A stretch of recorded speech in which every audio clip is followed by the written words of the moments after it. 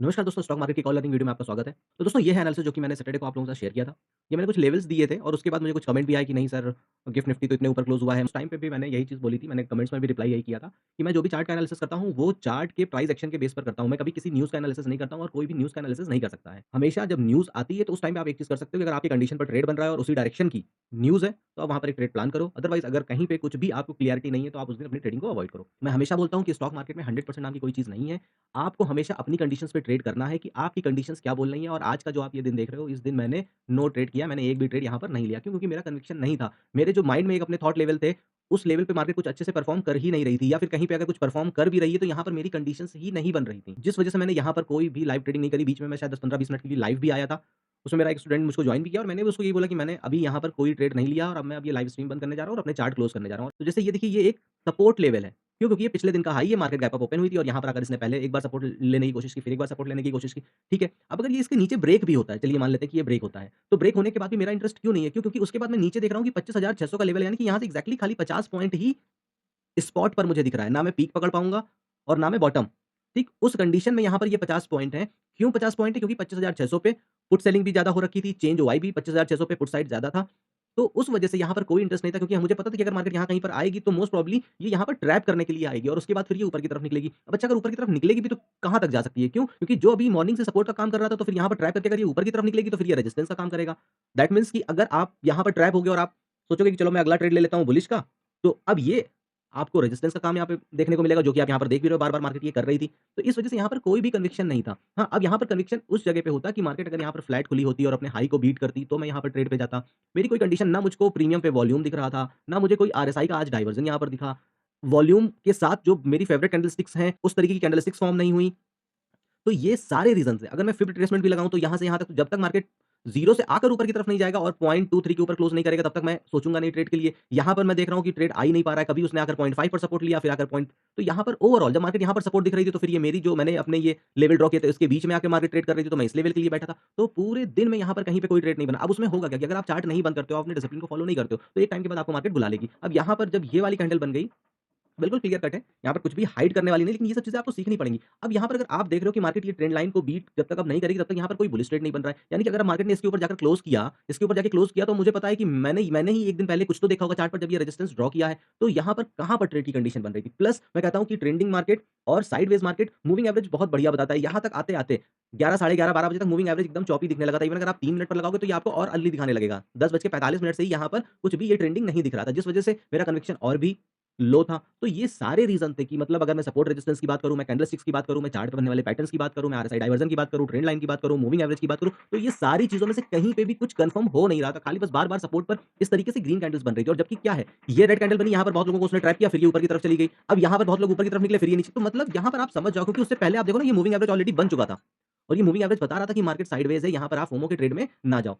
जिस वजह से मेरा आज एक भी ट्रेड एग्जीक्यूट नहीं हुआ और मैंने कोई ट्रेड नहीं किया और मुझे इसका कोई रिग्रेट नहीं है। अगर मार्केट इसी वे में भागते हुए जाकर 25,800 पे भी क्लोज़ कर देती ना, तो भी मुझे कोई रिग्रेट नहीं होता। क्यों? क्योंकि मैं हमेशा बोलता हूँ कि अगर मार्केट में 20 से 22 दिन की ट्रेडिंग है, 20-22 दिन ट्रेडिंग के हैं, तो ऐसा ज़रूरी नहीं कि आपको 22 दिन अपने डीमैट अकाउंट में 2 से 3 ऑर्डर प्लेस करने ही करने हैं, ऐसा कोई कंपल्सन नहीं है। कई दिन ऐसे आते हैं जब मार्केट साइडवेज़ होती है और इस मार्केट को आइडेंटिफ़ाई करना बहुत इंपॉर्टेंट होता है। अब यहाँ पर भी अगर आप देखो तो मार्केट एक तो गैप अप ओपन हो गई, जो भी 120-130 पॉइंट जो भी था। अगर हम देखें कल की क्लोजिंग से, तो मार्केट यहाँ पर 130 point lump sum gap up open हो गई। अब अगर हम कल की क्लोजिंग से इसकी रेंज देखते हैं, तो यहाँ तक मार्केट ने लमसम 200 पॉइंट अपने बना दिए थे। अब अगर आप यहाँ पर देख लो, साढ़े 10 बजे के बाद तो मार्केट की रेंज ही कितनी बनी है?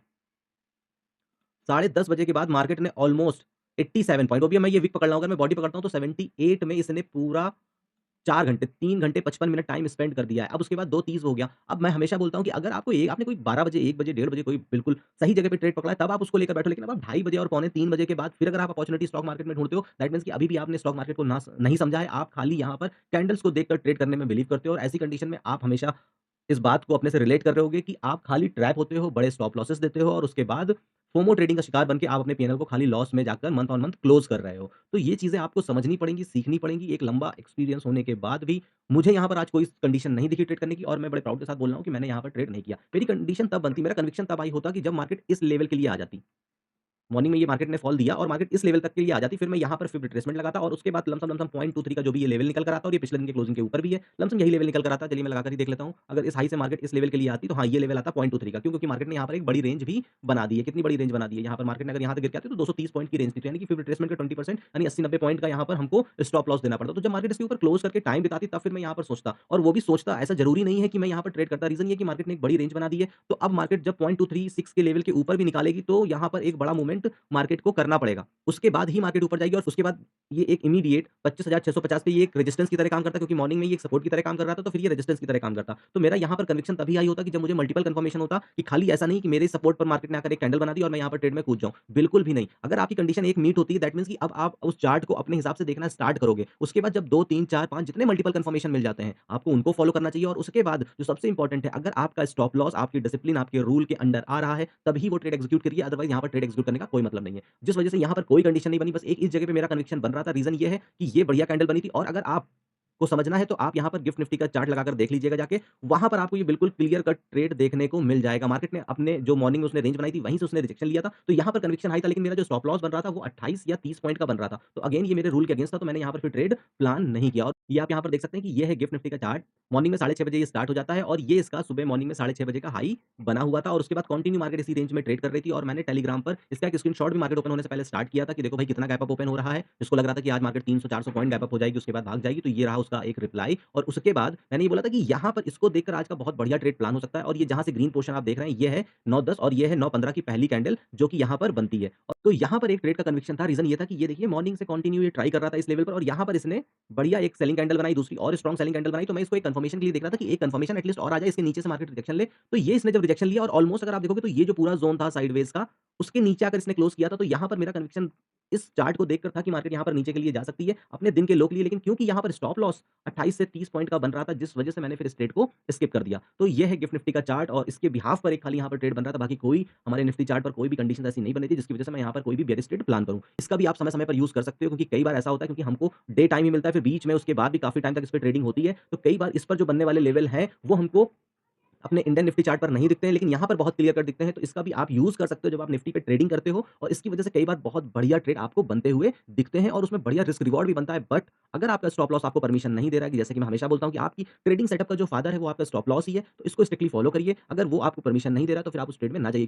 तो दोस्तों अभी हमने लगाया 10 मिनट का चार्ट, और यहाँ पर अब हम थोड़े से लेवल ड्रॉ करेंगे, देखेंगे कि कल मार्केट यहाँ पर क्या कर सकती है और उसके हिसाब से हम कल यहाँ पर क्या ट्रेड प्लान कर सकते हैं। वैसे तो अगर हम देखें तो कैंडल ग्रीन क्लोज हुई है, अच्छी बात यही है, क्योंकि मैंने बोला था कि अगर इसके नीचे जाएगी तो मार्केट यहाँ पर और फिर ये गैप फिल अप करने के लिए जा सकती है। तो अब यहाँ पर सबसे पहले तो हम आज के इस हाई को मार कर लेंगे, और दूसरा है हम ये आज के इस लो को मार कर लेंगे। अब यहाँ पर 2 चीज़ें हैं, यहाँ पर मार्केट ना एकदम अपने हाई के पास क्लोज हुई है जाके, ना अपने लो के पास। तो इस कंडीशन में हमको क्या करना चाहिए? अगर मार्केट कल इसी ज़ोन में खुलती भी है, इसी ज़ोन में, मैं फिर से बोल रहा हूँ, तो जब तक ये अपनी क्लोजिंग से लेके इसके बीच में ट्रेड कर रही है, आपके लिए नो ट्रेडिंग ज़ोन होने वाला है। अगर मार्केट यहाँ पर बॉटम पर आकर खुलती है, ठीक है? तो इमीडिएट आपको बाइंग में नहीं जाना है। क्यों? क्योंकि मार्केट इस जगह पे आके रिजेक्शन बना सकती है। 25,700 पे बड़ी मात्रा में यहाँ पर कॉल सेलिंग हो रखी है। प्लस अगर हम पीसीआर की बात करें, तो पीसीआर इस टाइम पर अगर हम देखें तो 0.98 का है। तो 0.98 का मतलब है कि यहाँ से मार्केट फिर बियरिश हो सकती है। तो यहाँ पर अर्ली मॉर्निंग, इसीलिए मैं हमेशा मना करता हूँ कि कभी भी ट्रेड के पीछे मत भागिए। ट्रेड जब आपको आपकी कंडीशन पर दिखे, उस केस में ही यहाँ पर आपको ट्रेड करना चाहिए। अदरवाइज़ उस दिन अगर आपको मार्केट समझ में नहीं आ रही है, तो अवॉइड करिए ट्रेडिंग, क्योंकि उससे आप खाली अपनी साइकोलॉजी को खराब कर रहे हैं और अपने स्टॉप लॉस को बढ़ा रहे हैं। ऊपर अभी भी हमारा स्ट्रॉन्ग व्यू यही है कि जब तक मार्केट इस 25,800 के लेवल के ऊपर होल्ड नहीं करेगी, तब तक यहाँ पर हमको फिर ये 25,900 के और उसके बाद 26,000 के लेवल देखने को नहीं मिलेंगे। तो यहाँ पर अगर मार्केट इस हाई को बीट भी करती है, तो यहाँ पर लोगों का कन्विक्शन तब तक हाई नहीं होगा, जब तक मार्केट 25,800 के ऊपर जाकर होल्ड नहीं करती है, और कल निफ्टी की एक्सपायरी है, तो इस बात को भी याद रखिएगा, और ये मंथली एक्सपायरी होने वाली है। तो यहाँ पर अगर मार्केट इस लेवल के ऊपर जाके तकरीबन-तकरीबन अगर 800 के ऊपर मार्केट जाके होल्ड करती है, आज की मैं क्लोजिंग से अगर पकड़ता हूँ तो लमसम 99-100 पॉइंट्स होंगे। दैट मीन्स कि अगर एक्सपायरी और मार्केट इस 800 के ऊपर होल्ड करके निकलती है, तो यहाँ पर बहुत बढ़िया शॉर्ट कवरिंग देखने को मिल सकती है, और उस केस में फिर मार्केट ऊपर 100-150 पॉइंट भी जाते हुए हमको दिखेगी। लेकिन क्योंकि पीसीआर यहाँ पर 0.98 है, अगर मार्केट ने रिजेक्शन लिया तो फिर हमको नीचे का फॉल बहुत बढ़िया देखने को मिलेगा, और वो हमको मार्केट को लेकर आएगा कि पहला जो हमारा रेजिस्टेंस होगा चार्ट पर, वो क्लियर कट यही होगा 25,550 का, और उसके बाद ये एक स्ट्रॉन्ग साइकोलॉजिकल लेवल है 25,500 का, तो हम इसको बिल्कुल भी इग्नोर नहीं कर सकते। निफ्टी में जो भी ये 500 और 1000 के नंबर हैं, ये स्ट्रॉन्ग सपोर्ट और रेजिस्टेंस का काम करते हैं। यहाँ पर सबसे बड़ी मात्रा में कॉल और पुट सेलिंग हो रखी है। तो एक झटके में मार्केट को इसको निकालना इसलिए भी पॉसिबल नहीं हुआ क्योंकि क्लोजिंग 700 पर हुई है। तो अगर ये 500 तक आती है तो फिर हमारी वही डे रेंज 200, 220 की पूरी हो जाएगी। तो मार्केट हो सकता है 500 तक आए या फिर उसी फ्लो में 480 पर आकर और यहाँ से फिर रिवर्स करके ऊपर चला जाए। और ये लास्ट यहाँ पर एक छोटा-सा स्विंग भी दिख रहा है, तो यानी कि जो हमारा रेजिस्टेंस होगा, सपोर्ट होगा, वो होगा 25,480 का नीचे का लेवल। इसके बाद ही यहाँ पर फिर मार्केट अगर और वीक होती है, बड़ी रेंज बनानी है, तब फिर मार्केट इस लेवल के लिए आएगी। लेकिन अगर हम अपनी डे रेंज आज की क्लोजिंग के बिहाफ पर क्योंकि अभी हम जो भी कैलकुलेट कर रहे हैं, वो आज की क्लोजिंग के बिहाफ पर कर रहे हैं। प्लस मार्केट कल कहाँ पर खुलती है, उस टाइम पे उसका क्या हाई और लो बनता है, उसके हिसाब से फिर आप अपने लेवल डिसाइड कर सकते हो। एक हेल्दी जो रेंज है, वो 180 से 200, 210, 220 पॉइंट की ही निफ्टी की होती है। तो उसके अंदर ही ट्रेड प्लान करने की हमेशा कोशिश किया करिए। उसके बियॉन्ड जाके आप ट्रेड अगर आप उस डायरेक्शन का ढूँढेंगे, तो आप most of the time loss book करेंगे। और अगर आपको यकीन ना हो, तो निफ्टी 50 का चार्ट जो मेरे पास है, वही आपके पास है। पीछे जाकर आप चेक कर सकते हैं। 5 मिनट की कैंडल लगाकर, 10 मिनट की कैंडल लगाकर आपको खुद इसका रिप्लाई मिल जाएगा। तो यहाँ पर अब ये क्लियर कट कंडीशन दिख रही है कि अगर मार्केट इस लेवल को बीट करके निकलती है।